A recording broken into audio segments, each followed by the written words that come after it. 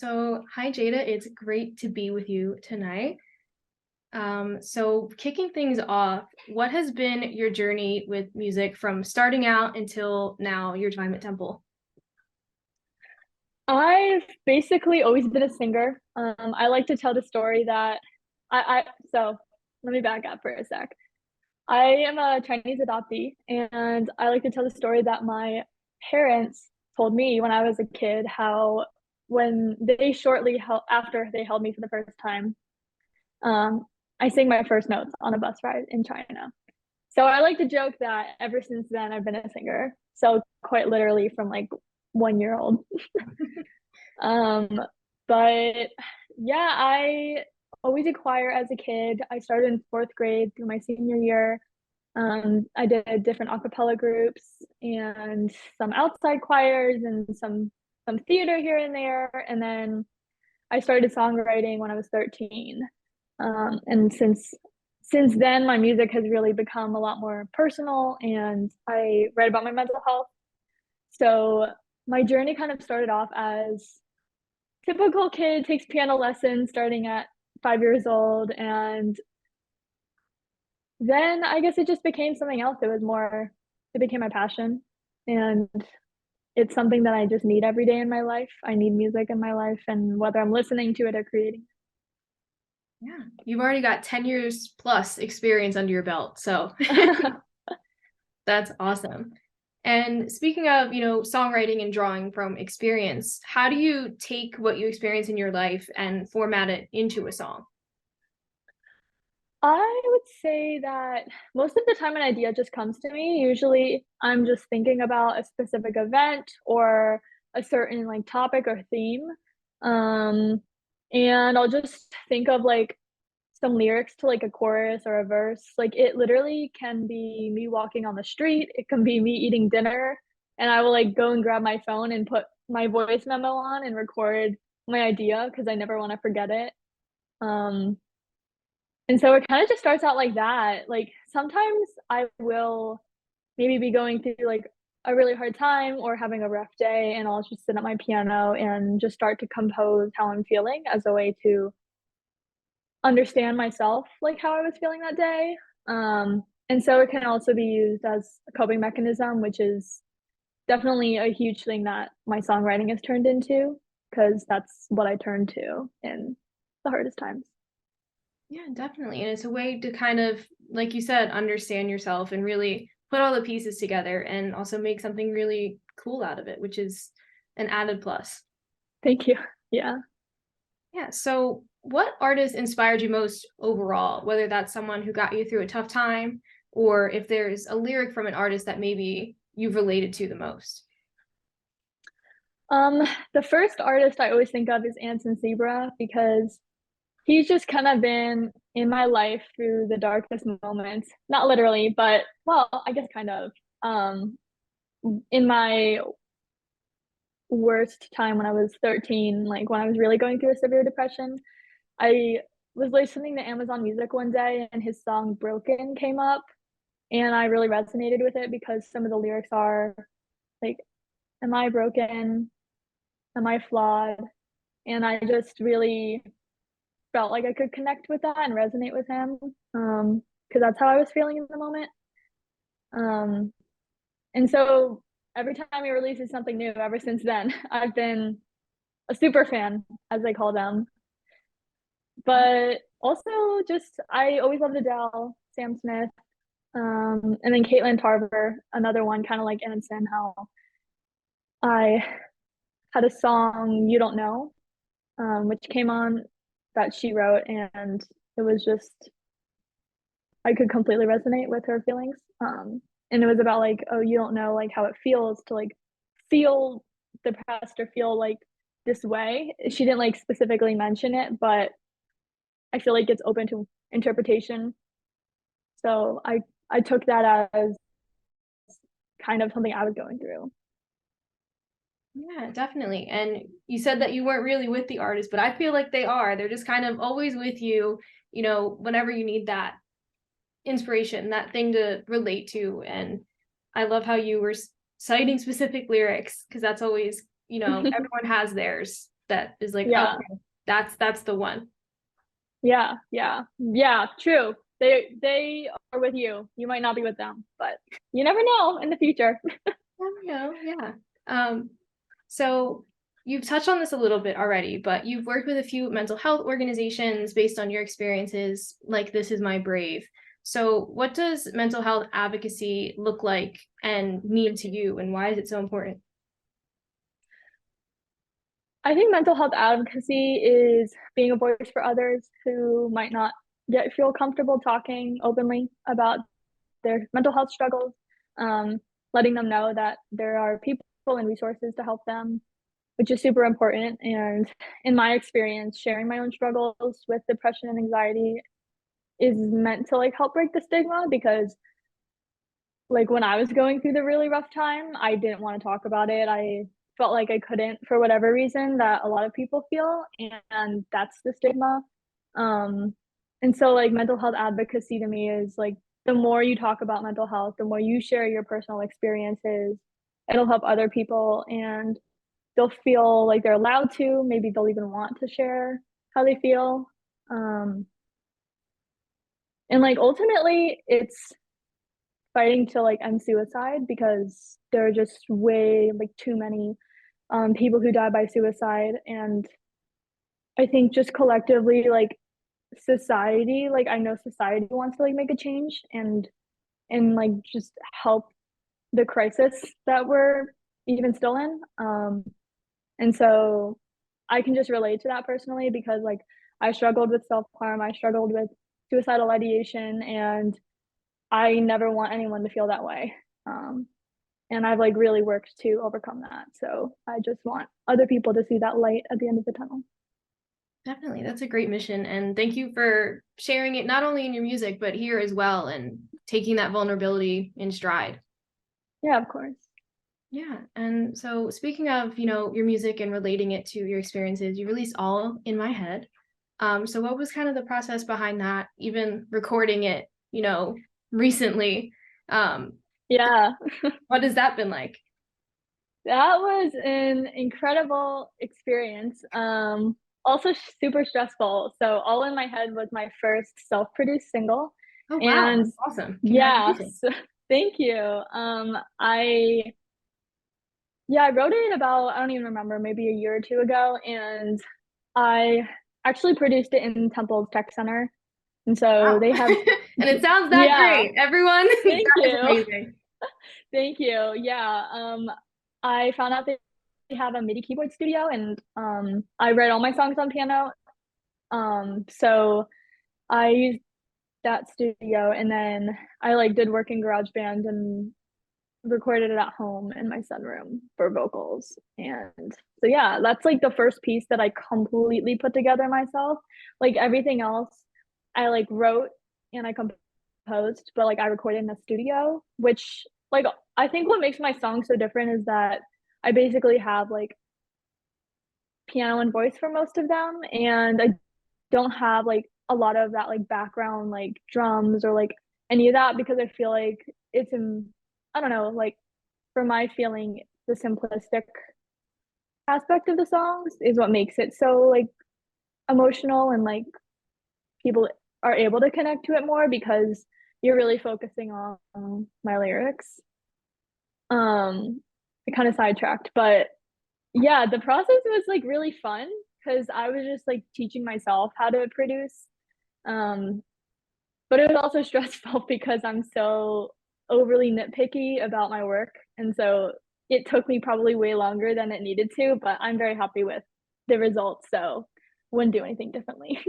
Definitely. And next question, would you do it again, self-producing? The big question. Oh, for sure. Oh Okay. yeah. No, Awesome. I've been in tech center even since then, like working on some stuff. Yeah, not anything super specific, but I definitely want to keep going on the route of self-production just because I feel like it it gives me complete control over my song. And I really like that because only I'm the one who can really capture the feeling, and I definitely have visions for my songs like in my head of like how I want it to sound.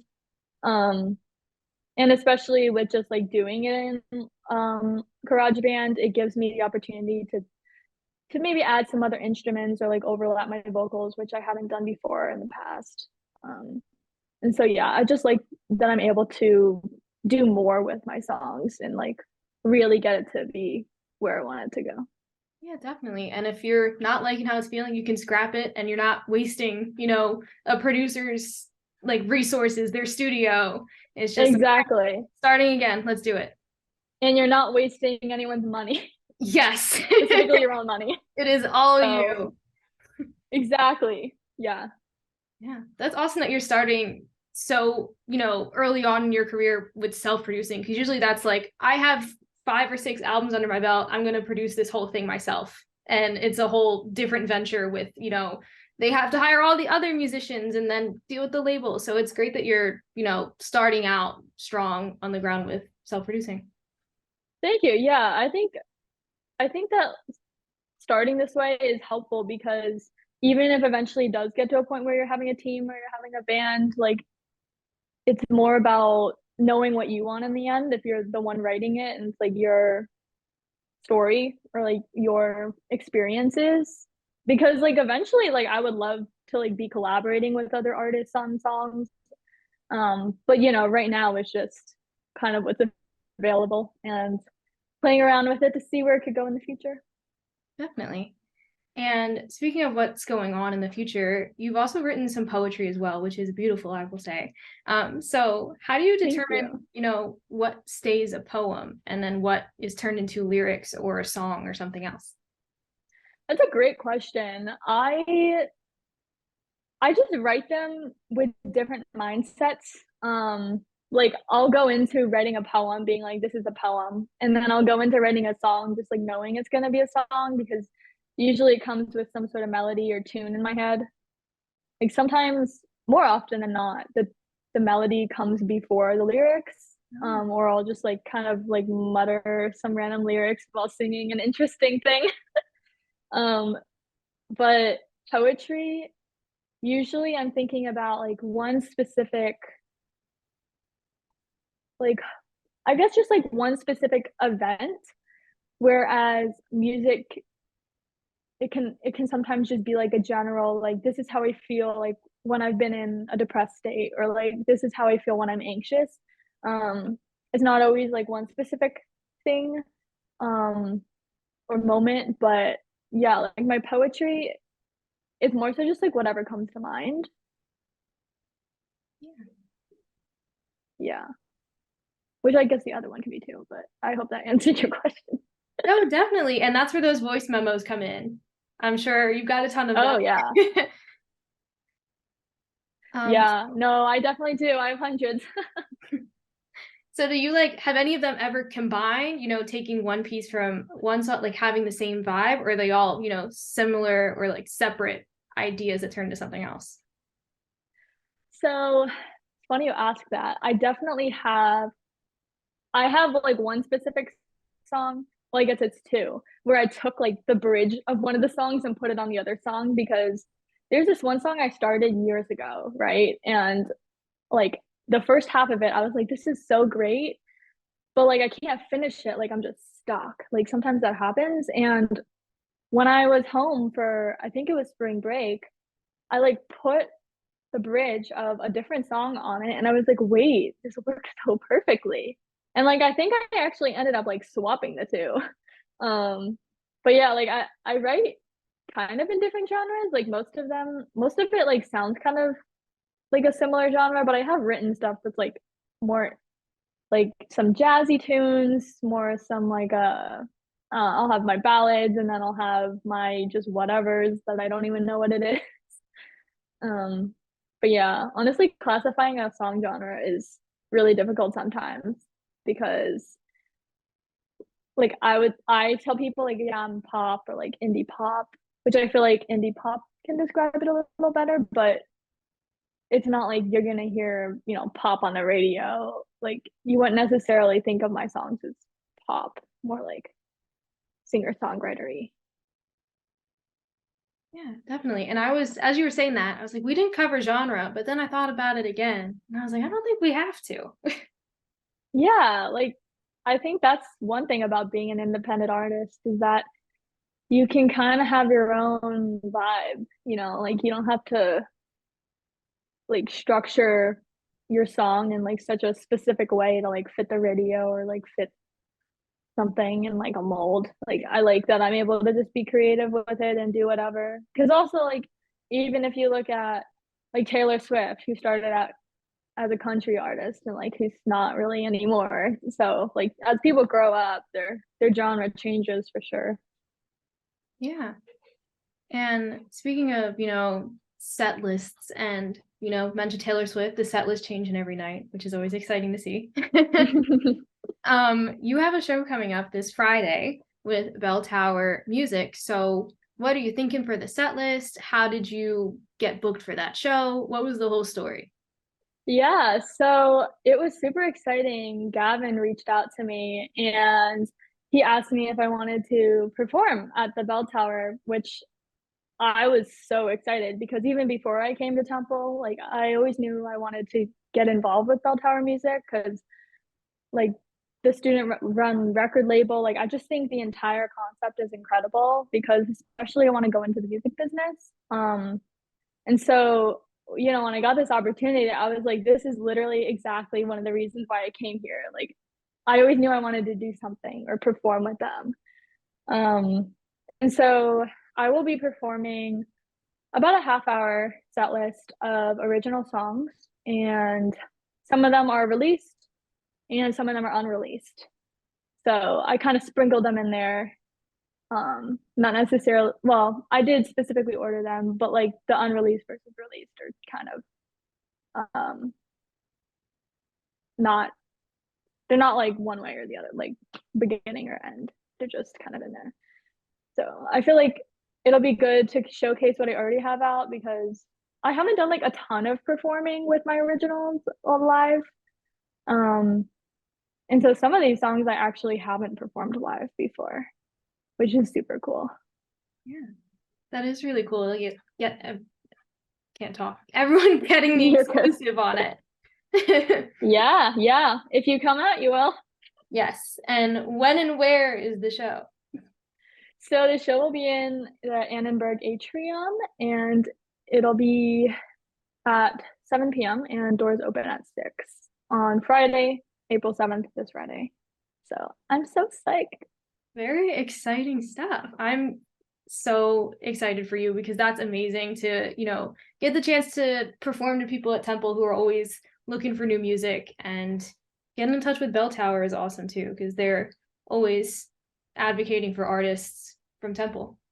Yeah, thank you. Yeah, I'm just I think what they're doing is great. Like I love that Bell Tower creates, these opportunities, even for like people like me who aren't even signed. Like I just feel really honored to be a part of it. Yeah, definitely. And so do you have any pre-show rituals? I think that's always a fun question. Ooh.